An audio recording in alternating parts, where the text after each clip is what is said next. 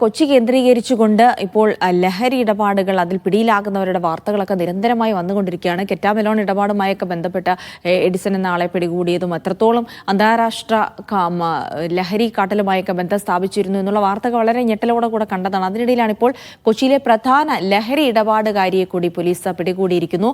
പള്ളുരുത്തി സ്വദേശി ലിജിയാണ് 24 ഗ്രാം MDMA-യുമായി പിടിയിലായിരിക്കുന്നത്. ലോഡ്ജിൽ ലഹരി വാങ്ങാനെത്തിയ യുവാക്കളും പിടിയിലായി.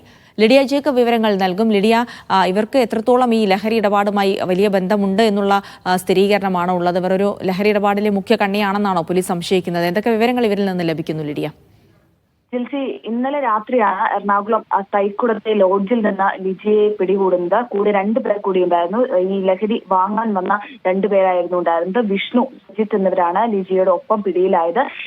ഈ ലഹരി ഇടപാടിൽ പ്രധാന ലഹരി ഇടപാടുകാരിയാണ് ലിജിയ എന്നാണ് പോലീസ് പറയുന്നത്. എക്സൈസിന്റെ സ്പെഷ്യൽ സ്ക്വാഡാണ് ഈ ലിജിയെ പിടികൂടിയത്. പള്ളുരുത്തി സ്വദേശിയാണ് ലിജിയ. ഈ ലോഡ്ജിൽ ലഹരി വാങ്ങാൻ എത്തിയ യുവാക്കളാണ് വിഷ്ണുവും സുജിത്തും. അവരെ കൂടി പോലീസ് അറസ്റ്റ് ചെയ്തിട്ടുണ്ട്. സ്ഥിരമായി ആ പ്രദേശങ്ങളിൽ ലഹരി ഇടപാടുകൾ ലിജിയ നടത്തി വരുന്നുണ്ട് എന്നാണ് അറിയാൻ സാധിക്കുന്നത്. സംശയം തോന്നാതിരിക്കാൻ കുഞ്ഞുമായാണ് ലിജിയ വന്നത് എന്നാണ് അറിയാൻ സാധിക്കുന്ന വിവരം. രഹസ്യ വിവരം കിട്ടിയതിന്റെ അടിസ്ഥാനത്തിൽ ഈ എക്സൈസിന്റെ സ്പെഷ്യൽ സ്ക്വാഡ് നടത്തിയ പരിശോധനയിലാണ് ഇവർ പിടിയിലാകുന്നത്. 24 ഗ്രാം MDMA കൂടി ഇവരിൽ നിന്ന് പിടികൂടിയിട്ടുണ്ട്. ബാംഗ്ലൂരുവിൽ നിന്നടക്കം ലഹരി വസ്തുക്കൾ എത്തിച്ച് കൊച്ചിയിലെ വിവിധ സ്ഥലങ്ങളിൽ ഇത് വിൽപ്പന നടത്തിയിരുന്നതായാണ് എക്സൈസ് പറയുന്നത്. അതിൽ അന്വേഷണവും കാര്യങ്ങളും ഒക്കെ നടത്തി വരികയാണ്. കൂടിയുണ്ടായിരുന്ന സുഹൃത്തുക്കളെ അടക്കം ചോദ്യം ചെയ്തു വരികയാണ്. ശരി, ലിഡിയ ജേക്കബാണ് വിവരങ്ങൾ നൽകിയത്.